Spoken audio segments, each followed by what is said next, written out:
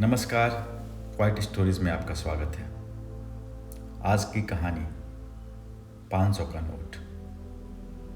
दुष्यंत उस दिन जब अपने कमरे से निकला तो उसे मालूम था कि आज उसे हर हाल में कुछ पैसे कमाकर ही लौटना होगा। इसलिए आज वो ठीक 7:30 बजे ही घर से निकल गया था। घर से निकलने से पहले उसकी पत्नी मंजू ने उसे चाय बनाकर दे दी थी। मंजू जब चाय बना रही थी उस समय वो चूल्हे के पास ही बैठा था। उसकी बेटी आरती और बेटा पंकज वहीं बगल में चारपाई पर सो रहे थे। जब चाय का पानी उबल रहा था तब दुष्यंत की नज़र छोटे वाले लाल सिलेंडर पे टिकी थी। उसे पता था अब गैस किसी भी समय खत्म हो सकता है। गैस की फ्लेम पीली हो गई थी। पिछले वीरवार को उसने 2 किलो ही गैस भरवाया था और आज बुधवार था। पैसा न होने के कारण कल वो गैस नहीं भरवा पाया था। सरकार ने जो अचानक 500 और 1000 के नोट बंद करवा दिए हैं उसके कारण कल दिन भर लेबर चौराहे पर बैठे रहने के बावजूद उसे कोई काम नहीं मिल पाया था। कल शाम उसे खाली हाथ ही घर लौटना पड़ा था। वो तो मंजू ने कुछ पैसे जो उससे छुपाकर बक्से में रखे थे उससे कल का काम चल गया। कुल 82 रुपये थे उसमें, जिससे वो 1 किलो आटा, आधा किलो दाल और कुछ सब्जियां ले आया था। दुष्यंत पिछले साल ही हंडिया से इलाहाबाद आया था। यहाँ उसने दारागंज में बक्सी बांध के पास एक कमरा किराए पर ले लिया था। दोनों बच्चे सरकारी स्कूल में पढ़ने लगे थे। दुष्यंत रोज मजदूरी करके घर चला लेता था। यहाँ इलाहाबाद में वो दिन के 350-400 रुपये तो कमा ही लेता था। उसने अभी कुछ ही दिन पहले गांव के एक आदमी के हाथ 2000 रुपये गांव भिजवाए थे। अब उसका हाथ एकदम खाली था। दुष्यंत की उम्र लगभग 45 साल की होगी। उसका रंग सांवला और शरीर मेहनत करने वालों की तरह मजबूत और गठीला था। बड़ी बड़ी आंखें होने के कारण वो थोड़ा अलग दिखता था। अब वो दारागंज से अल्लाहपुर जाने वाली सड़क पर चल रहा था। आज वो 8 बजते ही लेबर चौराहे पर पहुंच जाना चाहता था, जिससे कि उसे जल्दी काम मिल जाए। अचानक हुए इस नोटबंदी से शहर में अफरा तफरी मच गई थी। बैंकों और एटीएम के बाहर लंबी कतारें लगी हुई थी। हर तरफ इसी बात की चर्चा थी। जितने मुंह उतनी बातें। दुष्यंत के पास कोई बैंक अकाउंट नहीं था। हालांकि पिछले साल जब वो हंडिया में था उसने भी लाइन में लगकर जनधन वाला खाता खुलवाया था, लेकिन ना उसमें पैसे ही थे और ना ही उसे पासबुक मिल पाया था। उसकी कमाई भी तो इतनी नहीं थी कि उसे बैंक में पैसे जमा करने की जरूरत पड़े। कल दिन भर लेबर चौराहे पर सारे मजदूर काम के इंतजार में बैठे रह गए थे, पर किसी को भी कोई काम नहीं मिला। सब यही कह रहे थे कि अब इस अफरा तफरी में सब बड़े लोग अपने अपने नोट बदलवाने में लगे हैं। बैंक और एटीएम से फुर्सत मिले तब तो कोई और काम करवाए। 150 के नोट की किल्लत भी लोगों को परेशान कर रही थी। कल खुद जब वो आटा लाने गया था तो उसने देखा था कि 500 या 1000 के नोट वालों को दुकानदार सौदा नहीं दे रहा था।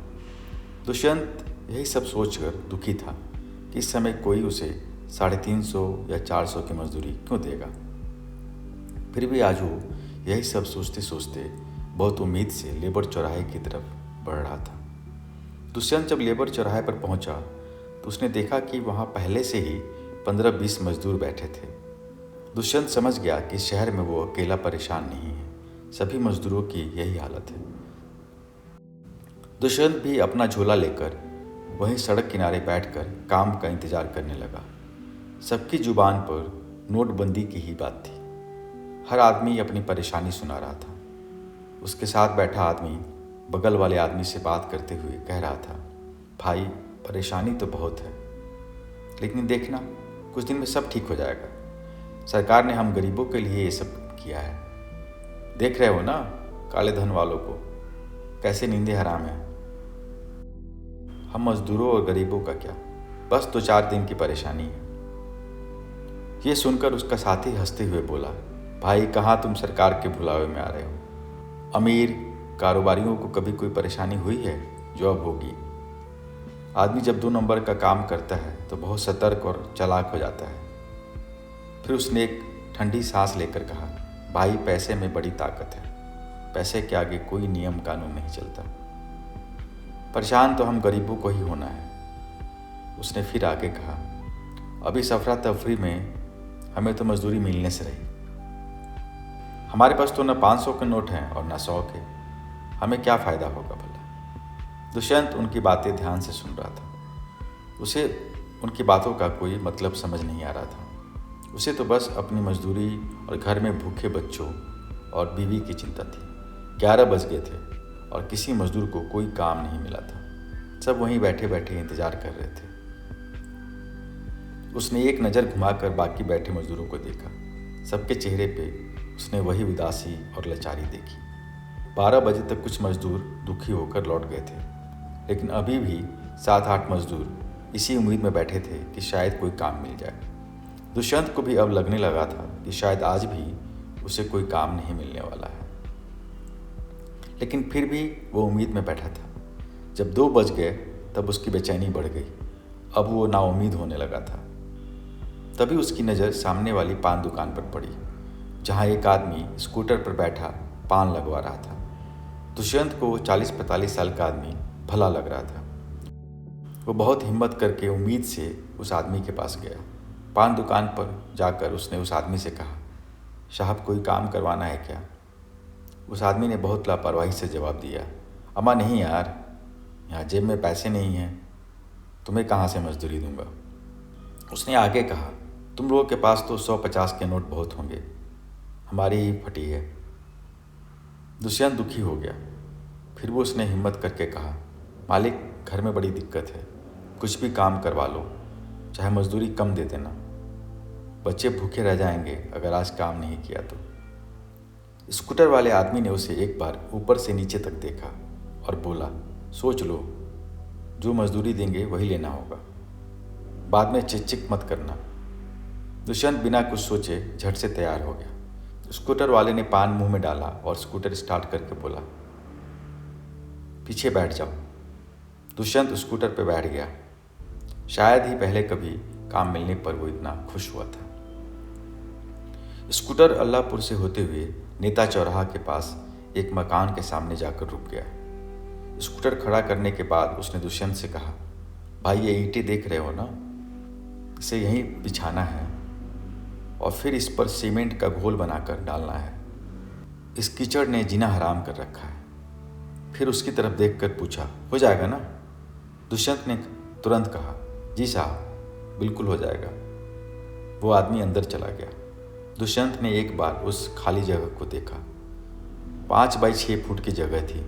दरवाजे के बिल्कुल सामने वहाँ कीचड़ लगा हुआ था। उसने सोचा पहले कुदाल से कीचड़ हटाकर जमीन समतल कर ली जाए, फिर वो ईंटें बिछा देगा। उसने अपना शर्ट उतारकर साइड में रख दिया और काम करने लगा।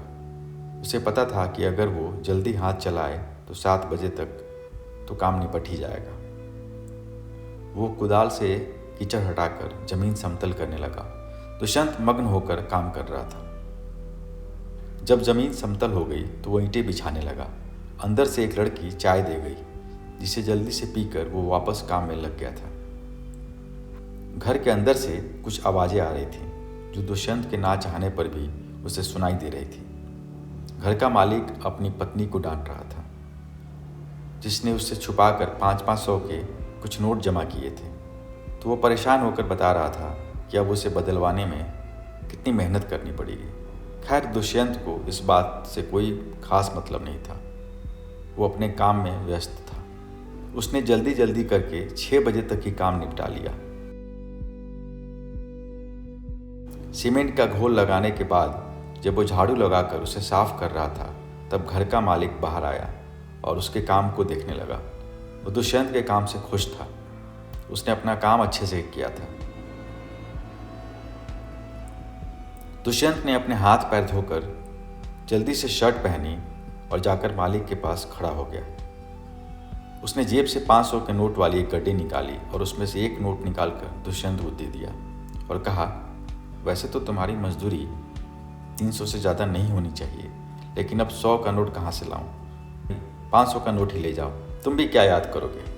दुष्यंत का चेहरा उतर गया और उसने कहा, मालिक अभी 500 के नोट कहाँ चलेंगे, चाहे आप 200 ही दे दो, पर 100 का ही नोट दे दो, बड़ी मेहरबानी होगी। इस पर घर के मालिक ने कहा, अम्मा यार अब 100 के नोट कहाँ से लाऊं, यही है जो है, हमारा भी तो नुकसान हो ही रहा है। अब दुष्यंत बेचारा क्या करता। उसने दुखी होकर 500 का नोट अपनी जेब में रख लिया और भारी मन से वहां से लौटने लगा। रास्ते पर वो यही सोचकर परेशान होता रहा कि अगर ये 500 का नोट ना चला तो वो क्या करेगा। वो ये भी सोच रहा था कि कोई और दिन होता तो 500 की मजदूरी मिलने पर उसे कितनी खुशी हुई होती, लेकिन उसे पता था कि तब उसे कोई 300 के बदले 500 देता भी क्यों। उसके पास खुले पैसे नहीं थे जिससे कि वो विक्रम कर ले। सो वो वहाँ से सोभतिया बाग आलूपी बाग होते हुए पैदल ही दारागंज के लिए निकल पड़ा। जब वो घर पहुँचा तो वो बिल्कुल थक चुका था। अपनी पत्नी और बच्चों की शक्ल देखते ही उसे समझते देर न लगी कि आज दिन में किसी ने खाना नहीं खाया है। वो एक ठंडी सांस लेकर चारपाई पर बैठ गया। मंजू और उसके बच्चे एकदम शांत थे। थोड़ी देर बाद मंजू ने कहा, तुम्हें तो भूख लगी होगी, लेकिन क्या करूं, खिचड़ी चढ़ाया था पर बीच में ही गैस खत्म हो गया। हम सबने भी सुबह से कुछ नहीं खाया है। इतना कहकर वो उम्मीद भरी नज़र से दुष्यंत की ओर देखने लगी। दुष्यंत बोला, आज काम तो मिला था, लेकिन मालिक ने मजदूरी में पुराना 500 का नोट दे दिया है। फिर उसने उठते हुए कहा, देखो कोशिश करता हूँ चलता है या नहीं। इतना बोलकर वो गैस सिलेंडर लेकर बाहर आ गया।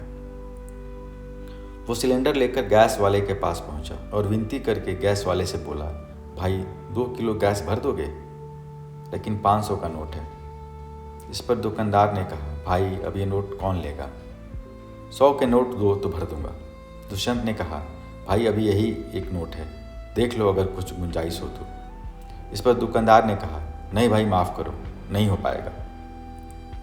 दुष्यंत कुछ देर तक वहीं लाचार सा खड़ा रहा। फिर कुछ सोचकर वो सिलेंडर उठाकर किराने की दुकान की तरफ बढ़ गया। दुकान पर जाकर उसने कहा, भाई ये 500 का नोट रख के क्या कुछ पैसे दे सकते हो, मुझे बहुत ज़रूरत है। इस पर दुकानदार ने कहा, भाई अब ये नोट लेकर मैं क्या करूँगा, ये तुम ही नहीं हो, सब परेशान हैं, हमारी दुकानदारी भी तो आधी हो गई है। दुष्यंत को अब समझ नहीं आ रहा था कि वो क्या करे। वो भारी कदमों से घर की तरफ लौट गया। घर आकर उसने मायूस होकर मंजू को नोट नहीं चलने वाली बात बता दी और चारपाई पर लेट गया। उसमें इतनी भी हिम्मत नहीं थी कि वो एक बार अपने भूखे बच्चों का चेहरा देख पाए, इसलिए वो करवट बदलकर लेट गया। दोनों बच्चे चारपाई पर बैठे थे और मंजू हताश होकर जमीन पर बैठी थी। पूरे घर में सन्नाटा पसरा हुआ था। जब से वो इलाहाबाद आई थी तब से पहली बार उन्हें भूखा सोना पड़ा था।